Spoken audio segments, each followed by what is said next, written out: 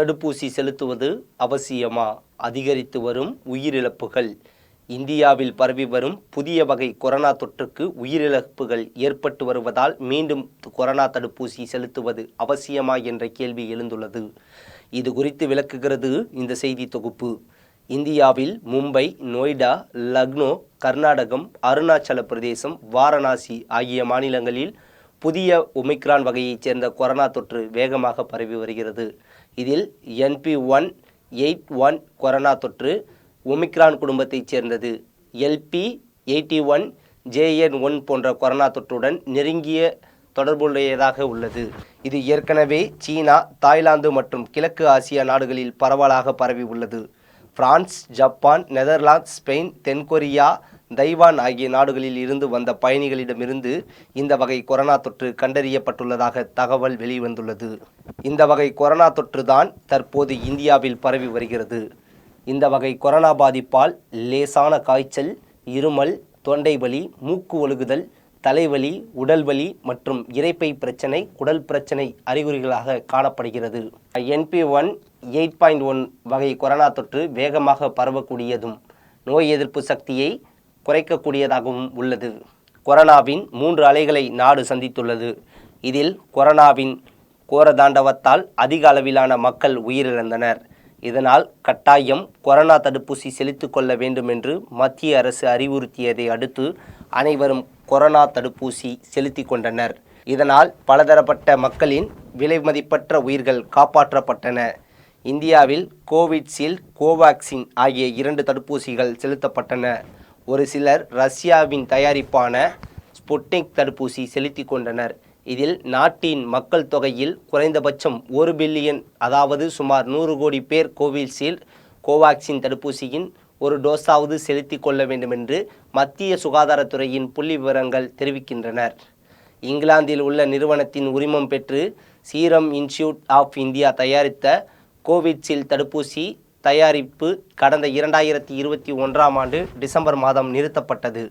இதேபோல இந்திய மருத்துவ ஆராய்ச்சி கவுன்சிலின் தேசிய வைராலஜி நிறுவனத்துடன் இணைந்து பாரத் பயோடெக் உருவாக்கிய இந்தியாவின் முதல் உள்நாட்டு கோவிட்-19 தடுப்பூசியான கோவாக்சின் 2022ஆம் ஆண்டு தொடக்கத்தில் உற்பத்தி நிறுத்தப்பட்டது. தேவையில்லாததால் இந்த தடுப்பூசிகள் தயாரிப்பு நிறுத்தப்பட்டது. ஏற்கனவே செலுத்தியுள்ள 2 தடுப்பூசிகள் தற்போது இந்தியாவில் வரக்கூடிய புதிய வகை கொரோனாவுக்கு ஏற்றதாக தயாரிக்கப்படவில்லை. கடந்த ஓராண்டுக்குள் கொரோனா பாதித்தவர்கள் தடுப்பூசி செலுத்தியவர்களுக்கு இந்த கொரோனாவால் தீவிர பாதிப்பு இருக்காது எனவும் ஓரளவுதான் பாதிப்பு இருக்கும் எனவும் சுகாதார நிபுணர்கள் தெரிவிக்கின்றனர். தற்போதைய சூழலில் இந்தியாவுக்கு கொரோனா தடுப்பூசி தேவையா என்பது குறித்து இன்னும் முடிவு செய்யப்படவில்லை. மேலும் இது தொடர்பாக ஆய்வு மேற்கொள்ளப்பட்டு வருகிறது. முந்தைய தடுப்பூசிகள் டெல்டா, ஒமிக்ரான் வகை கொரோனாவுக்கு எதிராக வலுவான எதிர்ப்பு சக்தியை கொடுப்பதாக கூறப்படுகிறது. தற்போது உருவாகியுள்ள புதிய வகை கொரோனா மிகவும் வேகமாக பரவி வருவதாக நிபுணர்கள் தெரிவிக்கின்றனர். அதே நேரம் கொரோனா புதிய அலை பரவ வாய்ப்புகள் குறைவு என கூறப்படுகிறது. இதற்கு முன்பு போல் அதிக பரவல், உயிரிழப்புகள் ஆகியவை நிகழாது என்றும் மருத்துவ வல்லுநர்கள் தெரிவிக்கின்றனர். புதிய கொரோனாவான JN.1 ஒமிக்ராவின் துணை வகையாகும் என்றும் இது அச்சுறுத்தக்கூடியதாக இருந்தாலும் அறிகுறிகள் குறைவாக உள்ளது. மருத்துவமனைகளில் அனுமதிக்கப்படும் நோயாளிகளின் எண்ணிக்கை குறைவாகவே உள்ளது. நோயாளிகளின் எண்ணிக்கை அதிகரித்து உயிரிழப்புகள் அதிகமானால்தான் மீண்டும் கொரோனா அலை உருவாகி உள்ளதாக அறிவிக்கப்படும். ஆனால் JN.1 கொரோனாவால் நோயாளிகளின் எண்ணிக்கை அதிகரித்தாலும் பலர் மருத்துவமனைகளில் அனுமதிக்கக்கூடிய சூழ்நிலை வரவில்லை. ஏற்கனவே செலுத்தி கொண்ட 2 கொரோனா தடுப்பூசிகளும் தற்போது பரவி வரும் புதிய வகை கொரோனாவின் இருந்து பாதுகாக்கும் என்பதை உறுதியாக கூற முடியாது. இதற்கு உதாரணமாக இன்ஃப்ளூயன்சா தடுப்பூசியை மருத்துவ ஆய்வாளர்கள் சுட்டிக்காட்டுகின்றனர். அதாவது 1 வருடம் செலுத்தப்படும் இன்ஃப்ளூயன்சா தடுப்பூசி அடுத்த ஆண்டு பயன் இல்லாமல் போய்விடும்.